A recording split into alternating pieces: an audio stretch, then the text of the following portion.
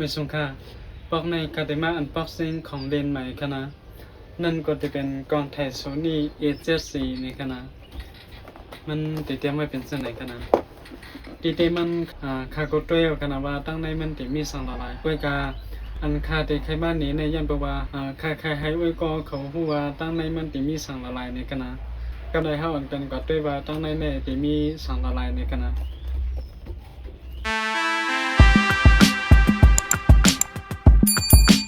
ทีเดมันตีตั้งนากล่องมันมันติดเตรียมไว้ข้อมูลตีในกล่องถ่ายอันมีไว้ขนาดว่าจะเป็นfull frame 22 เมกะพิกเซล ISO เดี๋ยว1 ปากต่อถึง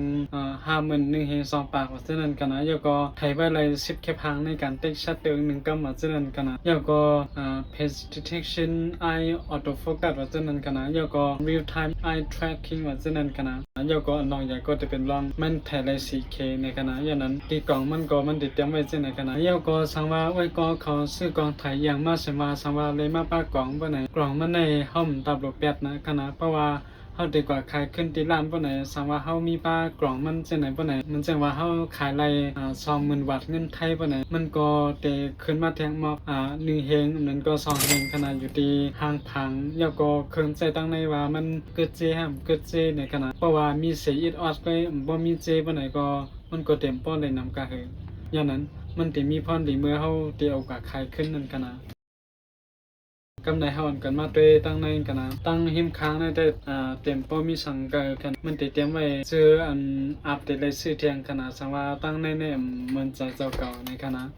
เพราะว่าเขาเปิดมาดีเดมันเพราะว่าอันใหม่มันเพราะว่าเขาเปิดมาในเจสายมันว่าจะไหนเขาจะเฮ็ดไว้ดีขนาดก้อยกันค่าซื้อมาในค่าซื้อมามือสองมันขนาดอย่างนั้นสายมันว่าเจมันจะไหนเดคดค่อยๆอินขนาดอันเฮาได้หันอันตั้งสวดอันเขาใส่มาปันในกล่องในมันจะเป็นสายสร้างขนาดสายสร้างอันนี้ก็จะเป็นจ้าเมืองไทยก็จะใส่หัวจ้าในขนาดเดี๋ยวก่อนในได้ก็จะเป็นเกียนเสียบใส่ที่สายสร้างนั่นขนาดมีอันนึงแล้วก็แทงอันนึงก็จะเป็นเฮาได้หันเป็น USB ไผ่นึงแล้วก็แทงไผ่นึงก็จะเป็น USB Type C อันตัดที่สร้างหมากฐานเข้าสู่ที่กล่องไถกำเนิดขนาดยันแปลว่ากล่องไถ HC เนี่ยเพราะว่าเฮาเคยสร้างไฟบ่ไหนเฮาเอาในเสกเขาตีกองแทงในกำเดียวขนาดห้ามตัดออกมาออกมากก็ไรกันแล้วก็แทงอันนึงอันเขาใส่มาปันนั่นก็จะเป็นอันในขนาดอันในก็จะเป็นหูเตียนช่างไพ่ขนาดมันจะมีจอกเอ็นขนาดที่ได้มันเพราะว่าเป็นกองไทยซ่าเก่าก็ในก็จะใส่มาเป็นปันเป็นเจ้าในขนาดอันในก็เขาจะมีตีสร้างไว้ตั้งในขนาดกล้วยกาก็เป็นอันกับปันไม่ได้ก็จะพอใส่มาปันเจ้าในขนาดพวกขนาดก็เขาเดินในกว่าหาเสื้อห้างกล้วยขนาดในก็จะเป็นจ้าตัวตามักทานจ้าเล็กขนาดกล้วยกาก็เป็นจ้าแนมเขาเดินในเสียบจ้าหนังว่ามาเหมือนกันนั่นขนาดตั้งในก็จะมีป้าหูUSB Type C เหมือนกันย่อก็เพราะว่าเขาได้สร้างก็เขาในเสียบเข้ากว่าย่อก็ในเสียบเข้ากับภายในกันย่อก็ในก็เสียบเข้ากับจูปลั๊กไฟย่อก็ที่ในก็เสียบเข้าจูกองไถให้นั่นขนาดย่อนั้นสายมันก็ติดชุบสักอินอันนั้นก็สังว่าเขามีเผาแป้งว่าจังได๋ก็เขาเอาในเสียบจูเผาแป้งกำเดียวก็ไรกันนะสังว่าเขาคันใช้ให้มันสุกสักปานใดตีหิมข้างกล่องในเขาตีนี้ไว้มีอันสร้างไว้กันนะมีอันสร้างในชื่อมันจะเป็น PC Q7 ในกันนะมันติเตรียมไว้จังนั้น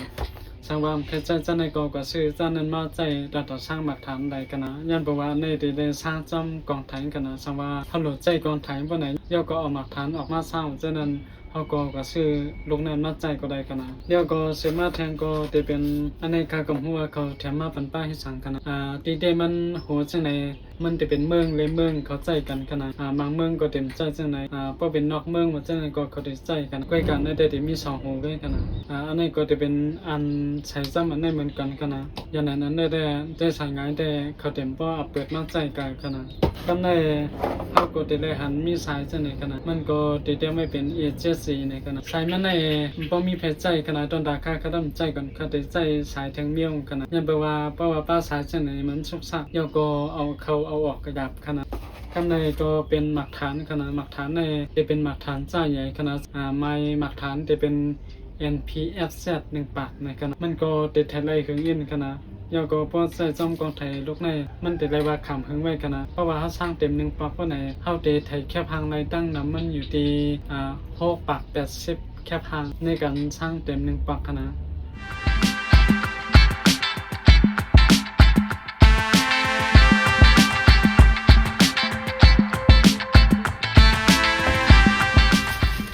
ำในเขามาด้วยตีกองไทยกันนะตีเต็มมันกองไทยเนี่ยค่าเต็มก็ซื้อตีล้านกันนะมันเป็นกองไทยมือสองค่าซื้อใน Facebook กันนะก้อยก็บ่เป็นตีล้านนำกาขันมันได้ส่งอินกันนะก้อยก็เฮาก็ตะเลยป้าเอามาขำมันนั่นกันนะเฮาตะเลยป้าประกันมันก้อยก็เพราะว่าเฮาซื้อใน Facebook ก็จะได้ลองมันหลีห้ามหลีเพราะไหนมันก็เต็มเพราะสมันใจเลยกันนะมันเพราะสเอามาขำพิซมาเขาเต็มไว้ปันเอามาขำอันนั้นก็มีประกัน15 วันว่า1 เดือนว่าจะไหนก้อยกับประวัติจะเพจอันชื่อเสียงใหญ่มันบ่ไหนเฮาก็ได้เลยสติอินกันยันไปว่าใน Facebook ในคนอันญาหลอกมันก็ติมีหลายก็ขนาดย้อนนั้นอันนั้นเลยสติสังว่าดีกว่าซื้อบ่ไหนเฮาหลุดไล่ด้วยป้าโปรไฟล์คนขายมันขนาดสังว่าโปรไฟล์คนขายมันมี4 ลาวนั่นก็5 ลาวบ่ไหนนั่นแปลว่ามันดีมั่นใจเลยขนาดย่อก็บ่ใครให้มั่นใจเลยนั่นป้าหันถึงค่าได้ก็ถูกลีนัดด้วยให้ก่อนสังเกตชื่อกันนะนัดด้วยในปังว่าห้องทบกันเสร็จตีๆแล้วก็ด้วยเครื่องอันเฮาได้ซื้อกันนะอย่างนั้นอันนั้นถูกลีสติป้ากันนะกำเนิดให้มาด้วยตีกองไทยมันกันนะกองไทยลงในแต่เป็นกองไทย full frame กันนะเฮาก็ได้หันเซนเซอร์มันใหญ่ลีกันนะเซนเซอร์มันที่เป็น full frame แล้วก็เป็น24 เมกะพิกเซลกันนะแล้วก็เมาส์แต่ก็จะเป็น e เมาส์กันนะเมาส์ Sony อันเข้าใจอยู่กับมันเดียวนั้นกันนะแล้วก็เรียนอันที่ใช้จอมันก็จะมีนำกันนะแล้วก็กาขันมันก็เดียว4-5 แห่งวัดเงินไทยต่อถึงแสนปลายนั่นกันย่อก็มันมีเจขนาดกาขันมันย่อก็ประวัติเย็บมันได้แต่เลขอินขนาดยันแปลว่า ESC เนี่ยตัวสีนั่นตัวยาวมันจะเป็นคอมแพคในขนาดนั้นแปลว่ากองไทยฟูลเฟรมสั้นเล็กมันจะใครมันนั้นกันนะตั้งเหนือเนี่ยก็จะเป็นติปิกติเปิดมันย่อก็ติเต็กชัตเตอร์มันย่อก็หิมค้างเนี่ยก็จะเป็นติเต็กถ่ายวิดีโอมันขนาดย่อก็เกียนเนี่ยก็จะเป็นตุ่มตายมันขนาดเขาใครใส่หมดหมดพี่เขาก็มาเลือกตีไหนย่อก็ถ่ายวิดีโอว่าจะนะเขาก็มาเลือกตีไหนขนาดย่อก็ที่หิมค้างเนี่ยก็จะเป็นตุ่มexposure มันขนาดย่อก็หิมไตเนี่ยก็เขาขึ้นที่ติดตับขนาดย่อก็ตั้งเหนือเนี่ยก็จะเป็น hot shoe มันขนาด hot shoe ก็จะเป็นจะไหนสังว่าเขาก็ใช้จำเมียกสูนี่ว่าจะไหนเขาก็ตับหลุดเสียบสายเมียกเขาขนาดเขาก็มาเสียบตีไหนเขาย่อก็ลาอะไรกำเดียวขนาดย่อก็ตั้งหลังเนี่ยก็เขาจะเลยหันมีปลาผู้ที่ช่องในขณะยันแปลว่า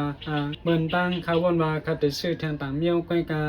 มีอ่อนเขาจะซื้อในมันมีหูที่ช่องตัวในขณะยันแปลว่าเพราะว่าเขาก็ไทยแค่พางตีนเหลียกไม้บ่ไหนเพราะว่าเขาด้วยหน้าจอมันบ่ไหนหน้าจอมันเต็มโปรเลี้ยงลีดังนั้นเขาถูกลีด้วยตีหู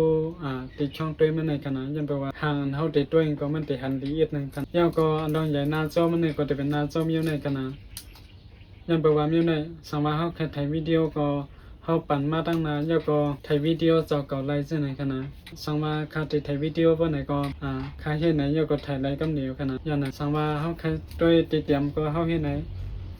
เพราะว่าเขาแค่นางมาตั้งหลังก็เขาเห็นไหนก็แล้วขนาดอย่างนั้นการมาเลี้ยงเนี่ยสังว่าติดแค่ซื้อกองถ่ายว่าไหนถูกดีเป็นหน้าจอเส้นไหนขนาด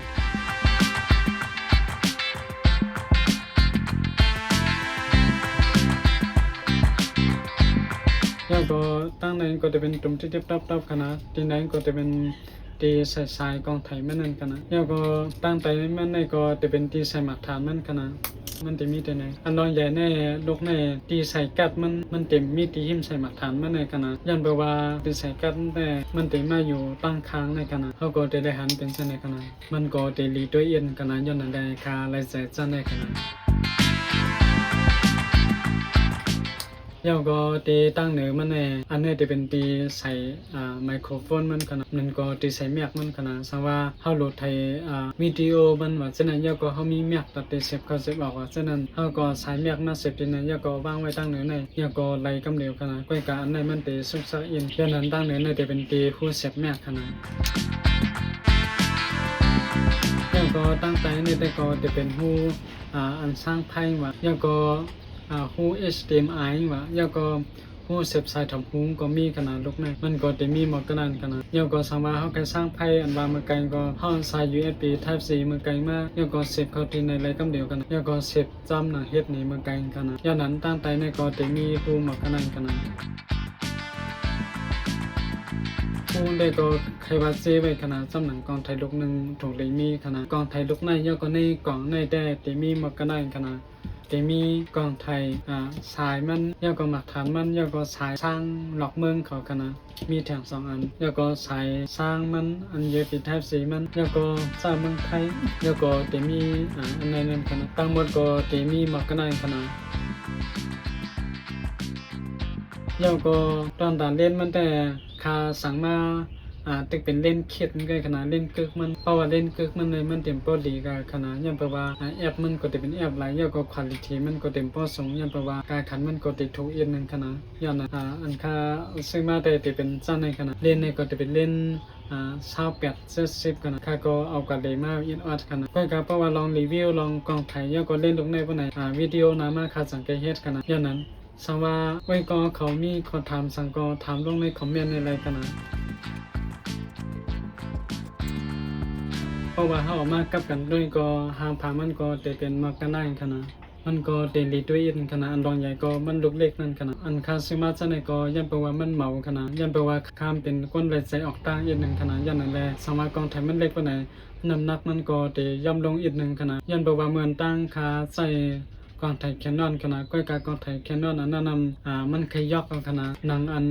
ซับซ้อนในมันออกหมดขนาดยันนั่นแหละคาลายเป็นอันใหม่ขนาดคาก็ลายมาเป็นโซนี่ขนาดสังว่าเขาลายกว่าซ้อมเด็กๆกว่าไหนกองไทยมันก็เฮาติดหลายๆซ้อมเล่นมันก็เฮาติดหลายๆซ้อมขนาดยันนั่นแหละมันแต่ใช้เงินแทงหลายตาหลายกำขนาดยันนั้นสังว่าลายใจแคนนอนก็